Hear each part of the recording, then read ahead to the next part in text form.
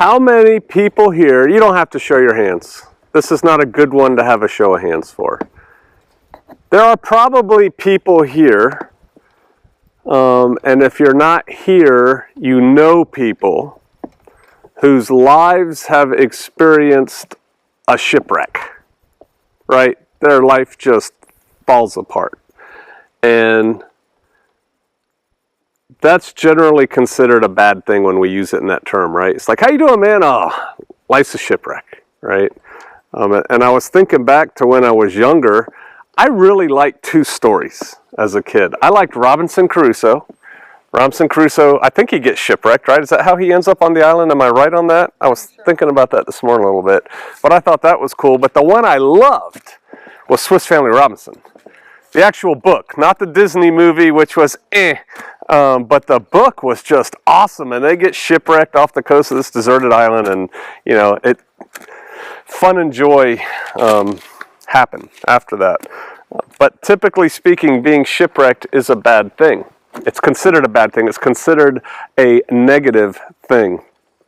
And when I say shipwrecked in like a modern term as a metaphor, it's like, you know, one's life is falling apart.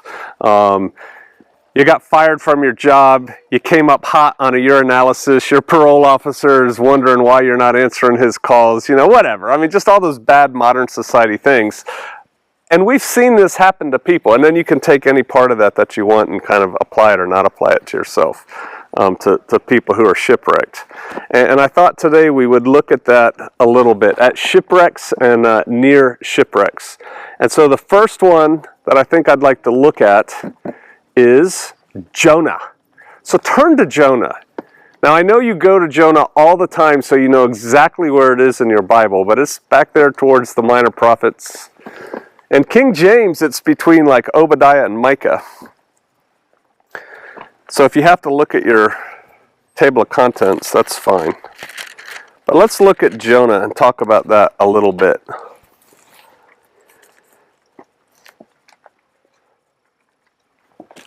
Jonah, chapter 1.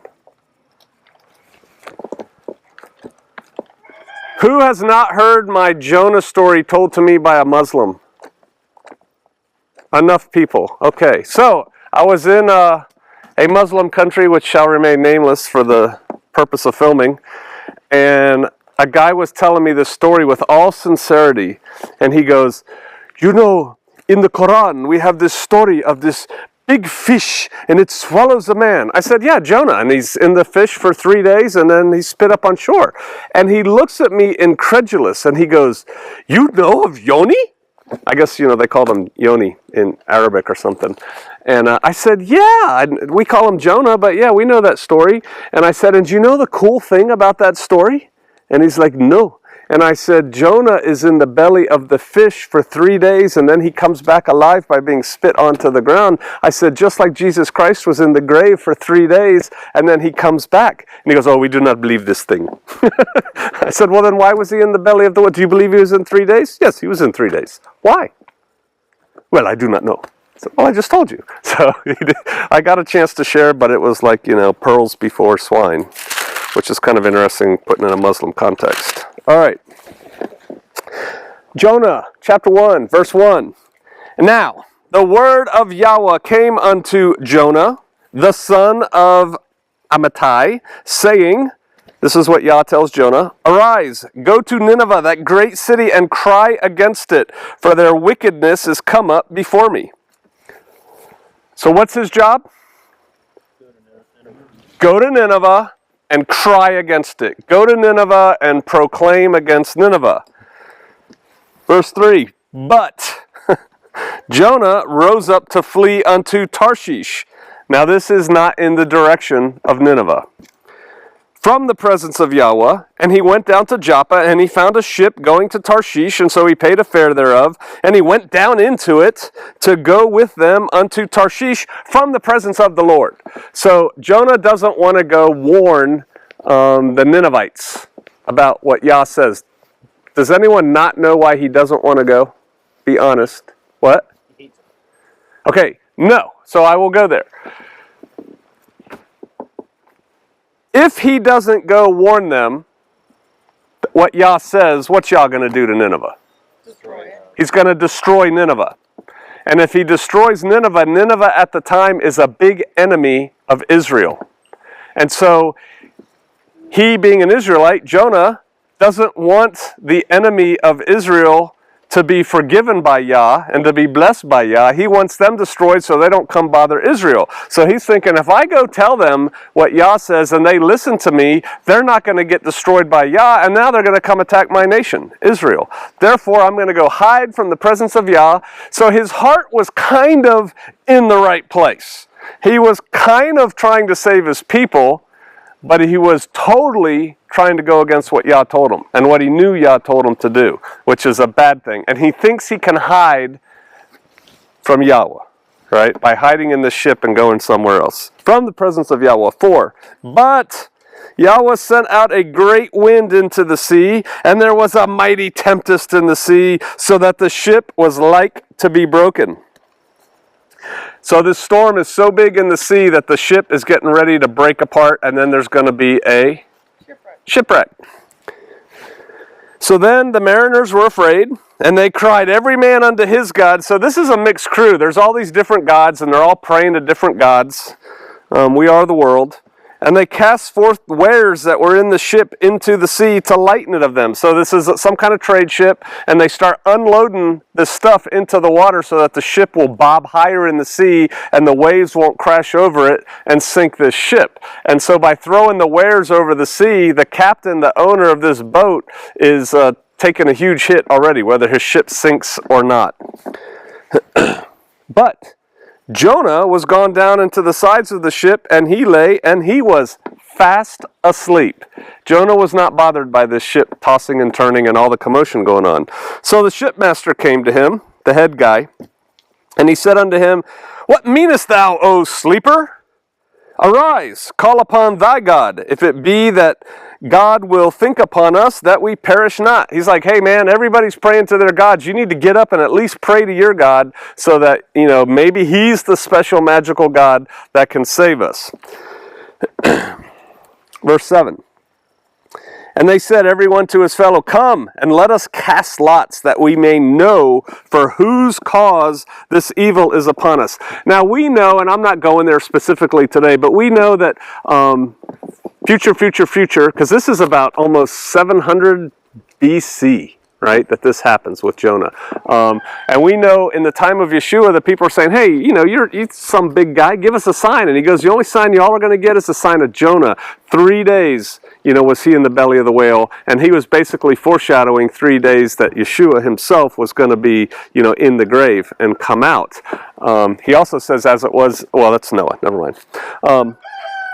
So there's a direct tie right there from Yeshua. There's a lot of interesting little ties here, though, because we know the story of Jonah and the big fish, or Jonah and the whale. We know he's going into the belly of the fish for 3 days. Also, there's this casting of lots. Remember when they're casting lots, they're betting for Yeshua's garments and things going on. So it's not exactly the same, but there's similar things happening in the story. And so they're casting lots to see that we may know for whose cause this evil is upon us. Anybody ever read the rhyme of the Ancient Mariner? Wow, water everywhere and not a drop to drink. Okay, well, I guess it's a mariner thing. When things are going bad, and supposedly sailors are really superstitious, and I was never in the Navy, praise the Father, but it comes through in a lot of nautical movies that sailors, even modern sailors, are superstitious. And in The Great Mariner, a guy kills an albatross, they make a word around his neck, and all these bad things start happening, right? And they're like, oh, it's his fault. And so here, they're throwing lots to figure out whose fault it is that this ship is going down. They're not blaming the weather. They're not blaming God. So there's obviously a person at fault. And the lot fell upon Jonah, verse 8. And said they unto him, Tell us, we pray thee, for whose cause this evil is upon us? What is your occupation? And whence comest thou? And what is your country? And of what people are you? So he's just a stranger. And they're like, hey, dude, you got to tell us about yourself, because all our lots are saying you're the cause of this big storm and we're getting ready to die. And he said unto them, I am a Hebrew. What does Hebrew mean? Passover. Crossover. Passover. We just had Passover. It's kind of cool. And I fear Yahweh, the Elohim of heaven, which has made the sea and the dry land. So he's bold about who he follows and who he is. Verse 10, and then the men were exceedingly afraid, and they said unto him, why have you done this? For the men knew that he fled from the presence of Yahweh because he'd told them. So he told them the whole story. Man, God, Yahweh told me to go do this thing. I didn't want to do it, so I was running away. And they're like, great. Now we're saddled with you, and we're about to have a shipwreck. And no sailor wants to be in a shipwreck. Never get off the boat. That's from another movie. All right. Verse 11, and then they said unto him, what shall we do unto thee that the sea may be calm unto us? For the sea was wrought and tempestuous. It was rolling. What's the word? Tempestuous, thank you.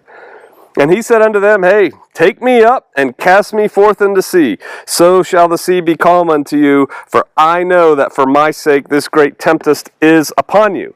Nevertheless, the men rowed hard to bring it to land. See, they didn't want to kill him. They didn't want to throw him overboard. And so they're going to try and fight this storm by rowing to land, because any port in a storm, if we can get in there, we'll be okay. But they couldn't, for the sea wrought and was tempestuous against them. Wherefore they cried unto Yahweh. Check this out. What gods did they believe in? All gods. But here they are now, united. It says in verse 14, they cried unto Yahweh, and they said, we beseech thee, O Yahweh, we beseech thee, let us not perish for this man's life, and lay not upon us innocent blood. For you, O Yahweh, have done as it pleased thee. And so they took up Jonah, and they cast him forth into the sea, and the sea ceased from her raging. Then the men feared Yahweh exceedingly, and they offered sacrifice unto Yahweh, and they made vows. Now, Yahweh had prepared a great fish to swallow up Jonah, and Jonah was in the belly of the fish 3 days and 3 nights. So there's a lot of coolness that happens there. First of all these people are worshiping Yah. Then they see that Yah works, so I'm thinking probably some of them are converting, and they're definitely making sacrifices to Yah. Therefore, they know that Yah is. Right?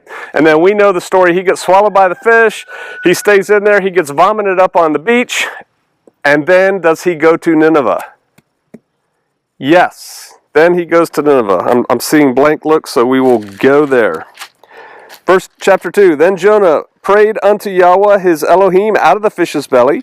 And he said, I cried by reason of my affliction unto Yahweh, and he heard me. Out of the belly of hell cried I, and thou heardest my voice. Talking about lives that are shipwrecked, right? Why is it sometimes that it seems like we have to go to hell before we cry out to the Father? He wasn't crying out to the Father to stop the storm. The sailors were. The sailors were in a hellish place. Has anybody ever been in a small boat on horribly rough seas at night? Yeah, 1, 2, 3 of us then. It's horrible. For me, I think it's horrifying. There is nothing you can do, and it's a big black ocean out there, and there are big things that live in it, not just this fish that swallowed Jonah, but yeah, things like that. And there's nothing you can do. You can't fight it, and that thing just tosses your boat, no matter what size it is, all over the place. And so those sailors that were crying out to Yah, they were in a hellish place. Jonah is metaphorically, just like when Yeshua went to the grave, in a hellish place, and he's crying out to Yah. Why is it that we have to get there before we cry out to the Father? I'm all about lessons learned and trying to circumvent that. Let's try and avoid the hellish place. Let's have a consultation or 8 with the Father before we get there, so we don't end up in this hellish place that we have to pray from. All right, verse 3. For thou hast cast me into the deep, into the midst of the seas, and the floods compassed surrounded me, and all your billows and waves passed over me. And then I said, I am cast out of thy sight, yet I will look again towards thy holy temple. The waters compassed me about, even to the soul. The depth closed me round about. The weeds were wrapped about my head. I went down to the bottoms of the mountains. The earth with her bars was about me forever. Verse 10, skipping. Yahweh spoke to the fish, and it vomited Jonah onto dry land. Chapter 3, I'm going to come back to this. Yahweh came unto Jonah the second time, saying, hey, get up, go to Nineveh, that great city, and preach the preaching that I bid thee. Verse 3, here it is. So Jonah arose and went to Nineveh according to the word of the Yah. Finally, it's a heck of a way to get your attention. This isn't the purpose of the sermon, but we're there. Jonah was dead in the fish's belly. We could go back there and pull this apart, and I could show you that.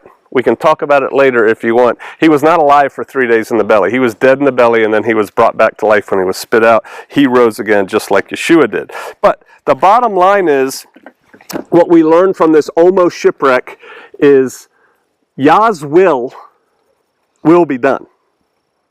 Yah's will is going to be done. You're either going to be part of it and go along with it, and it's going to work fine, or you're not, and it's going to happen anyway. But his will is going to be done one way or another. Do you think that if they had not cast Jonah off the ship, that Yah would have let that storm go and sink that ship and there'd be a shipwreck? Absolutely. The purpose was to get Jonah's attention. And so there would have been a shipwreck. In effect, Jonah had the same effect of being shipwrecked. When a ship wrecks, it breaks apart at sea, everybody's floating, and so there's Jonah cast off into sea. He's floating for a little bit until the fish swallows him up. All right, so there was a shipwreck, and the lesson from Jonah is that Yahweh's will not be thwarted. Please turn to the book of Mark, chapter 4. We're talking about lives that are shipwrecks. We're talking about shipwrecks.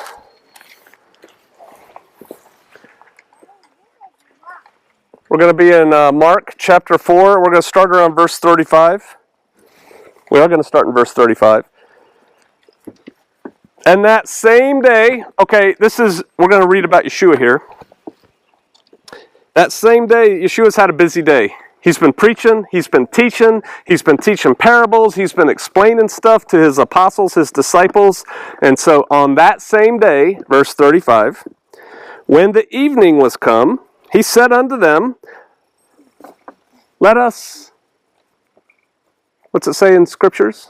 Passover. Let us pass over. I just think that's really interesting. We're in Passover time frame, unleavened bread. We just read about Noah passing over. We read here, Yeshua says, let us pass over onto the other side. Other side of what? Galilee. Sea of Galilee. Huge lake, but it has like its own weather patterns and stuff. It's so big. All right, let us pass over to the other side. And when they had sent away the multitude, they took him, Yeshua, even as he was in the ship. And there were also with him other little ships. Okay, so there's a little flotilla of ships that are taken off to go sail across. What time of day is it? Evening. It's evening.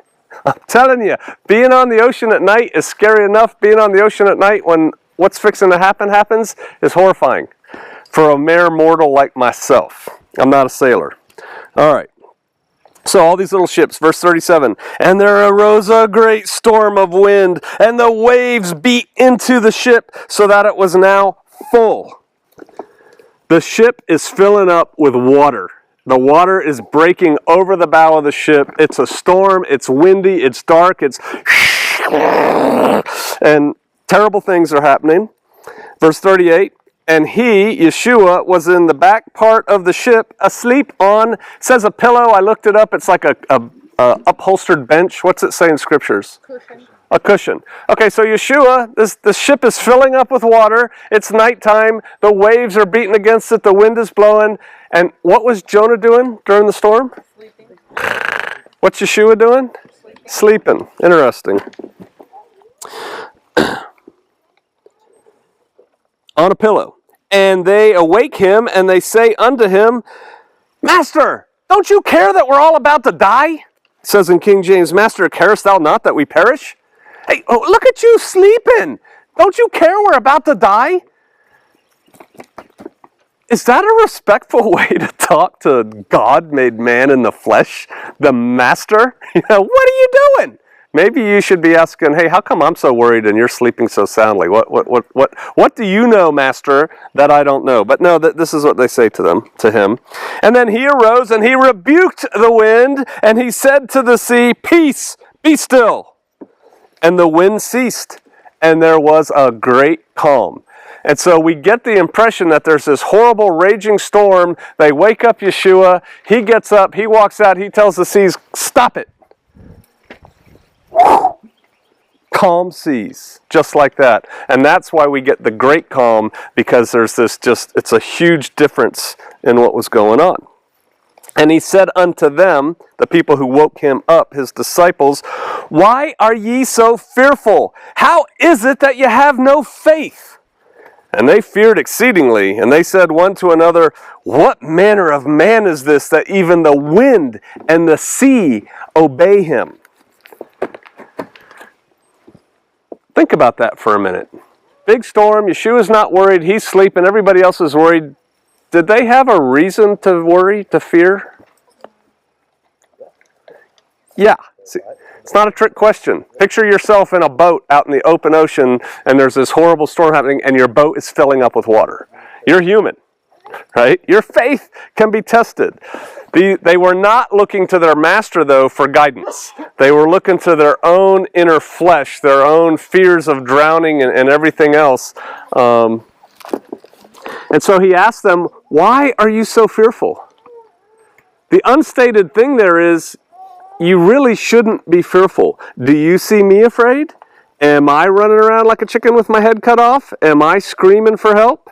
No. So if I'm okay and I'm with you, it's a key point. If I'm with you and I'm okay, you're okay. And then he dings them pretty hard. He goes, "What's the matter with your lack of faith? You guys have a problem. You're not having faith in me like you should. Here I am. I'm with you. And lo, I am with you always, even unto the end of the earth," right? He said that later. Why did he say that to the people? Lo, I am with you always, even unto the end of the earth. So they knew, even if they Comfort. Yeah, it's comfort. It's like, hey, I'm with you. I got you. It's like that thing about the footprints in the sand. It's like, hey, why'd you leave me? I was walking along. It's like, I was carrying you. Those were the footprints, right? And so he's like, hey, you guys are lacking faith. Why do you have so little faith when you've been with me? I think that we could ask ourselves the same questions. When it looks like life is going topsy-turvy, and right now life is going pretty good for most people, but I submit to you that that can change like that. Don't be screaming, oh, why?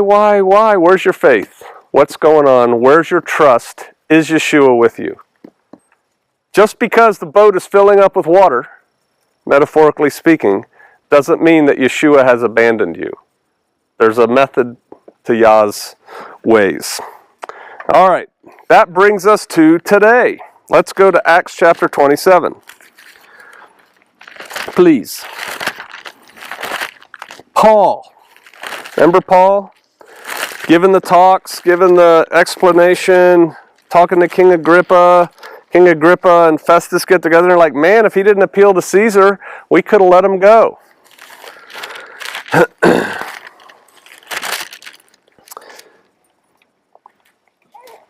So, let's pick up in verse 1 of Acts 27. And when it was determined that we should sail into Italy, they delivered Paul and certain other prisoners unto one named Julius, a centurion from Augustus's band. This is a we verse. Who's we? Him and Timothy? Nope. Luke. Luke wrote this. All right, so here, Luke is here. Luke is in this part of it. Luke wrote some of it from memory, some from talking to other people, some from personal experience. This is Luke. Luke is with Paul at this point, and they're there's a ship headed towards Rome. We're going to get to that a little bit later. And so they put Paul and some other prisoners there, and they put them in the care of a centurion. A centurion is the equivalent in the military of a company commander, right? It's got about 100 guys that he's in charge of. And so he's a captain in today's terms. And the unit he's in is the Augustus cohort or the Augustus band. Verse 2. And entering into a ship of Adramyttium, we launched, meaning to sail by the coast of Asia, one Aristarchus, a Macedonian of Thessalonica, being with us. Now, this guy Aristarchus. Does anybody know anything about Aristarchus? Have we seen Aristarchus before? I'm looking for it. I had a note here. 1929. Go back to chapter 19, verse 29.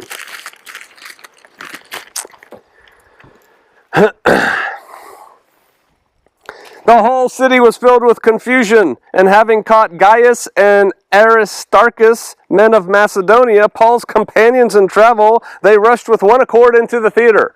Okay, so he's been with Paul for a while. He's a partner of Paul's. He's a traveler of Paul's. He's probably the equivalent of a, this isn't coming out right, not a disciple of Paul, but like a protege of Paul. Paul knows more than he does. He's following Paul around. He's learning at Paul's feet. Turn to just the next chapter, 20, verse 4. And there accompanied him into Asia Sopater of Berea, and of the Thessalonians Aristarchus. There he is. And Secundus and Gaius of Derbe, and Timotheus of Asia, and Tychicus and Trophimus. And wind and ships don't mix, in the dark especially. So they think they're getting close to land. Verse 28, and they sounded. They're dropping this leaded weight overboard tied to a string to see how deep it is. And they found it 20 fathoms, so it's 20 fathoms deep. And when they had gone a little further, they sounded again, and they found it 15 fathoms. So it's like, okay, the ground underneath us, the seabed is getting more shallow. Then, fearing lest we should have fallen upon rocks, they cast 4 anchors out of the stern, and they wished for the day. It's like, oh, Father, let me get through this night. Has anybody prayed that prayer? Father, let me get through this night. I've prayed that prayer. I've prayed that prayer more than once. Just get me through this night, Father.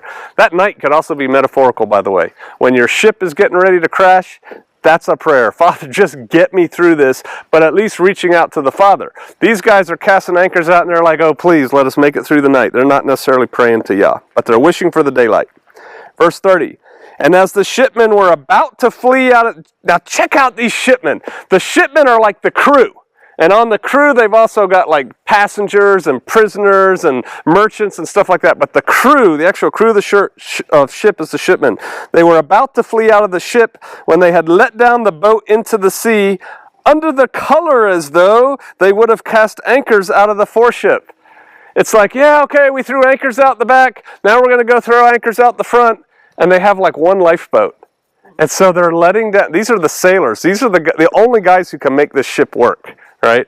They're putting down the lifeboat. They're like, we're out of here, man. We're going to die. This thing's going to hit the rocks, and a ship will hit the rocks before a lifeboat will hit the rocks, because the rocks could be 15 feet under the water, and the ship, if it has a deep keel, will hit it and come apart, whatever. And so they're like, we're out here. They're abandoning ship, and they're abandoning everybody on that ship.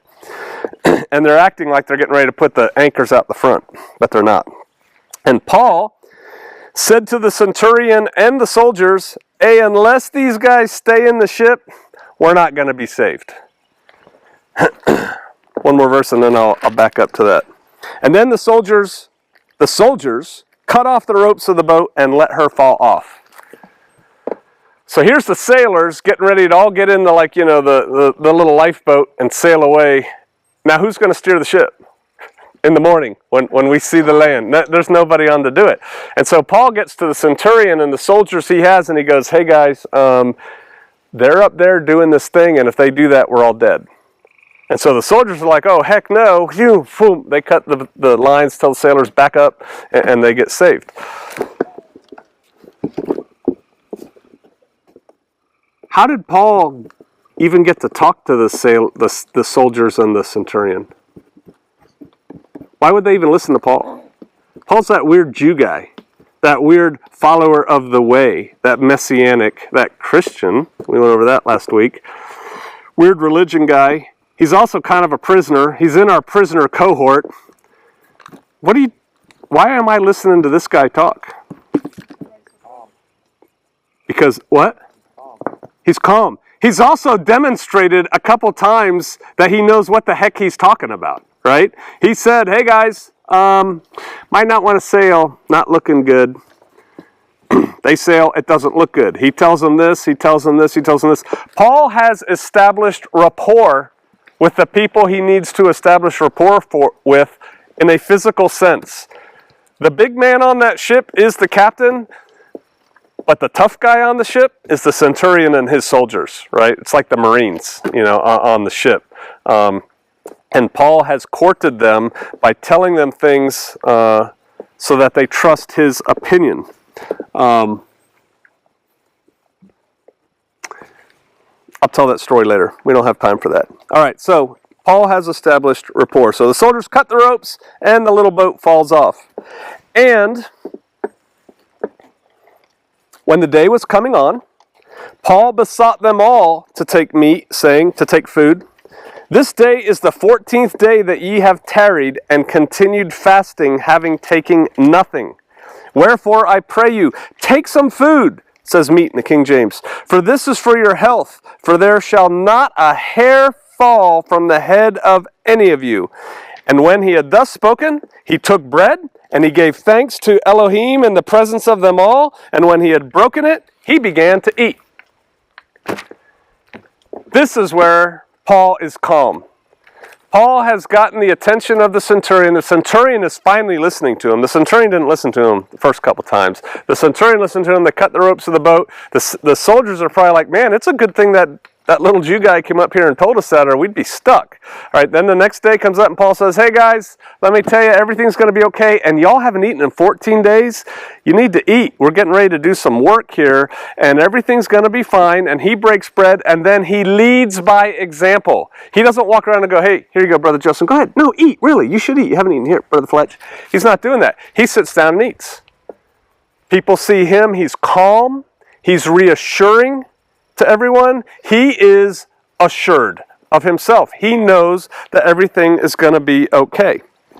And so that is something for those of us who, take this sermon about shipwrecks and understand that shipwrecks, and we're going to kind of bring the point home here at the end, but cutting to the chase, it's going to be okay. If Yeshua has you, it's all going to work out okay. And so when that's the case, when you know that Yah is in command and there's chaos going on, when all about you appear to lose your head, what's that phrase? Does anybody know that? It is from Rudyard Kipling, and it's great poet. Yep. But it's basically everybody's losing their head around you. Everybody's going crazy. Oh my God, they nuked Chicago. There's a tidal wave in New York. Ah! Chill, people. It's going to be okay. It's all under Yah's control. That's what Paul's doing. And he's calming people and he's feeding people. Right? They're getting their strength back because they're eating by his example. All right. So maybe you can do likewise. Verse 36. Because then they were all of good cheer, and they also took some meat. They also ate. And when we were all in the ship, 216 souls. This is a big ship. There's a lot of people on this ship. 216 people, counting the crew and staff and everything. 216. And so Paul has kind of turned this bad situation into everybody's okay, get people fed, get people start drying out, let's go. And that's because of his faith and his deep commitment to following Yeshua, because he trusts Yeshua, what Yeshua says. And when we were, all right, verse 38, and when they had eaten enough, they lightened the ship, and they cast out the wheat into the sea. So they're continuing to lighten it. And when it was day, they knew not the land, strange land, they don't understand the coastline, but they discovered a certain creek with a shore, into which they were minded, if it were possible, to thrust the ship. So they see, it's always a good idea to get inland if you can. It protects you from the storm and the waves. They see a creek, a small river coming out, and they're like, hey, let's take the ship up that thing. And when they had taken up the anchors, they committed themselves unto the sea, and they loosened the rudder bands and hoist up, it says mainsail in King James, what's it say in foresail. It is the foresail. It's the front sail because they'd already tossed their mainsail to the wind, and they made towards the shore. And falling into a place where the two seas met, They ran the ship aground. This is not on purpose. This is a bad thing. There's places where currents come together and they're really dangerous. And because it's a strange shore, it said it's a strange shore, they didn't have their charts and their maps and their knowledge of this area. And so you can't really tell, especially if it's dark and stormy or, a stormy day anyway, where those currents are coming together. But the bottom line, they got caught in this weird current and the ship runs aground. It stuck fast, and the forepart stuck fast and remained unmovable, but the hinder part was broken with the violence of the waves. And that's a bad thing. When your ship is stuck and the waves are battering it, the water has a huge force, and it's just pounding the ship literally to pieces with 216 souls aboard. And the soldiers' council, their idea, their concept, their advice to their commander was to kill the prisoners lest any of them should swim out and escape. Because you remember what happens to a Roman soldier when a prisoner escapes? They get killed. That goes back to Yeshua in the tomb, right? They get killed if the prisoner escapes. If something happens on their guard shift, they are personally responsible with their life. And so they're like, hey, boss, this thing's breaking up. We're all going to be swimming here pretty soon. We ought to kill these dudes now, so that we're not responsible. But verse 43, the centurion, willing to save Paul, kept them from their purpose and commanded that they which could swim should cast themselves first into the sea and get to land. All right, hey, the ship's breaking up. The waves are pounding. The shore's right there. Everybody who can swim, jump off. Let's go. Swim to the beach. And the rest, some on boards and some on broken pieces of the ship, and that's how they went. And so it came to pass that they all escaped safe to the land. Now, shipwreck. Go back, please, to verse 22. See, there's promises. Paul has made promises. They're shipwrecked, but they all made it safe to shore. Because Paul has made promises based on what Yeshua in a vision, Yah, through Yeshua, told him. Verse 22, Paul said, and now I exhort you to be of good cheer, for there shall be no loss of any man's life among you, but the ship. The ship's not going to make it, but you all are going to be okay. Look at verse 34. Again. Wherefore I pray you take some meat, for this is for your health, for there shall not a hair fall from the head of any of you. Paul isn't just making that up on his own. He's not just throwing, hey, everything's going to be okay. I actually kind of hate that from an EMT standpoint. Kate and I did a lot of medical calls when we worked for the fire department, and part of the training is, and they teach you this in the military too, you're going to be okay, buddy. Everything's going to be fine. You're going to make it. Sometimes they're not going to make it. Now, I get the mental, psychological part of it and all that, but lying to people is rarely good. And they've come back on that, like, it's a terrible thing, but in a car wreck, and there's a couple in there, and one of them is dead right there, and the other one is horribly injured, and you're taking care of them, almost always the other half of the couple is asking about their spouse. Is my wife okay? Is my husband okay? Is my wife okay? You never lied to them. You don't say, oh yeah, they're fine. You just ignore their question, is what you do. But Paul is not just throwing things out, hey, it's going to be okay, not one hair on anybody's head's going to be hurt. He's not a fake cheerleader. He is standing on the promises of Yah. Yah told him this, and so he's like, okay, this is what we're going to do. Everything's going to be okay. So he's confident in the promises, but these promises come with conditions. Look at verse 31. Paul said to the centurion, hey, if those sailors don't stay on this ship, we're not going to make it. We're all going to be okay. Unless you let those sailors leave, because then we're not going to make it. Because then they would have never got to the point where the ship did wreck, because no one was there to steer the ship. All right, so he knew that. So sometimes promises does come with conditions. And so we're going to wrap this up. But think about this. In shipwrecks, whether it's a real shipwreck or whether it's your emotional shipwreck or your physical shipwreck, your house and your business just burnt down in the same night.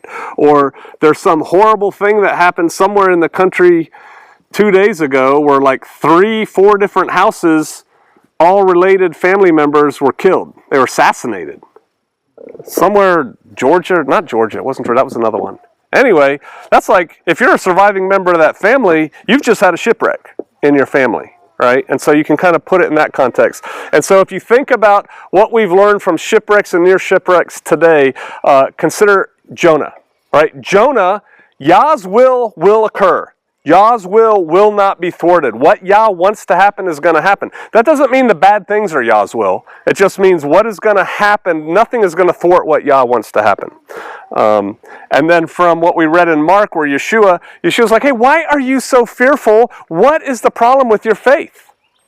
And so when you're in a situation like that, or you're counseling somebody who's in a situation like that, it's like, hey, there's no need to be fearful, and you need to hang on to your faith that Yeshua has you. If you're walking with him, he's got you. And then here in Paul, where we're reading about Paul in Acts, it's standing on the promises of Yah, right? You gotta, when he tells you everything's going to be okay, everything's going to be okay.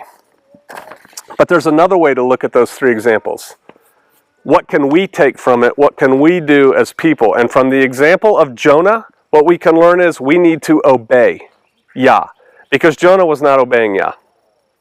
And because he was not obeying Yah, he suffered the consequences of getting tossed overboard and sucked up by a big fish. And when we read in Mark, matter of fact, I'll go back there just so we can read it. Mark chapter 4. When the ship is filling up with water and Yeshua is sleeping, the disciples do something. We learn from Jonah to obey. Oh, I have a ribbon here. Verse 38. Yeshua is asleep in the back part of the ship on a pillow, and they awake him, and they say unto him, Master, carest thou not that we are to perish? They are calling upon Yeshua. He's asleep. They can't handle it. They're like, hey, they're not doing it in a very polite way, but they're calling upon Yeshua. And that's something that we can take this to. When our ship is starting to fall apart, when our ship is starting to go down, we need to call upon him to help us. And did Yeshua help them? Yes. Most certainly. He told the ocean, calm down. Stop that. Be shalom. Be still. And so we have to obey Yah, we have to call upon him, and then the final lesson that we learn from what we read in Acts is that we have to trust him. We have to trust what he tells us. We have to trust what he says. And so when you are facing or experiencing a shipwreck in your life, you can take examples from this, and you can remember to obey, to trust, and to call upon him. All right, let's pray.